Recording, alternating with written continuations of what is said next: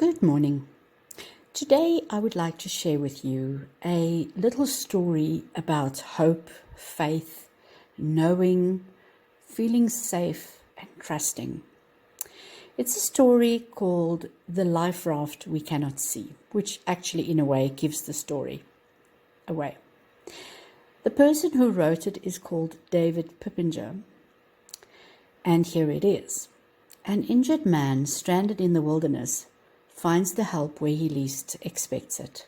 This is a true story, although a very short version. A man found himself floating down the rapids in a river at the bottom of a canyon, miles from anywhere, in the middle of a wilderness area with his ankle broken. Having been trained on how to get out of rapids, he determined that he would get to shore, and he did. Not having been trained in what to do with a broken ankle in the bottom of a canyon, he determined that he would walk out of the canyon up the steep rocky path just as he had come down. Naturally, he could not do it.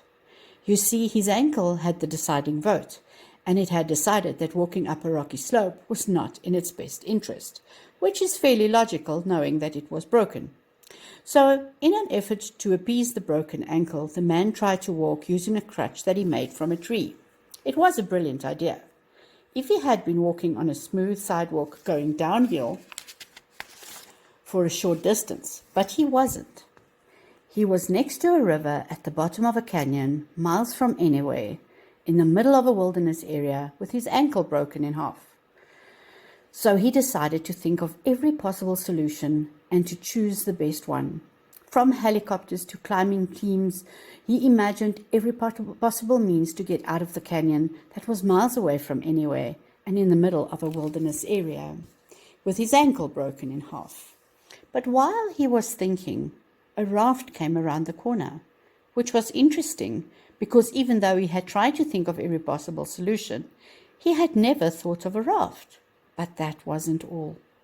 Because the raft was a wilderness emergency medical technician, which was particularly interesting because the man with the broken ankle didn't even know there was such a thing as a wilderness emergency medical technician, and he certainly didn't expect one to be on a raft that he hadn't even thought of. Well, the wilderness EMT made a splint with duct tape and branches from a tree and put the man in his raft. And later that night, they camped at a beautiful spot on the river, ate chicken fajitas and strawberry shortcake, which was interesting because the man with a broken ankle thought he would be eating dehydrated eggs that he had in his backpack. Then he realized a lot of things he hadn't thought of, and a lot of the things that he had thought of turned out in ways that he could never think of, which is why I'm telling you this story. I was the man with a broken ankle. And that next day to the river at the bottom of a canyon, miles from anywhere, in the middle of a wilderness area, with my ankle broken in half, I learned that I could not possibly imagine all of the amazing things that were in store for me in life. Proust said that we shouldn't look for new vistas, but instead look with fresh eyes. He's right. No matter what life is throwing at us, there is a raft around the corner that we cannot see. I hope you enjoyed this. Ask me questions, suggest topics, get in touch. Frida@thinkology.co.za. Have a beautiful day.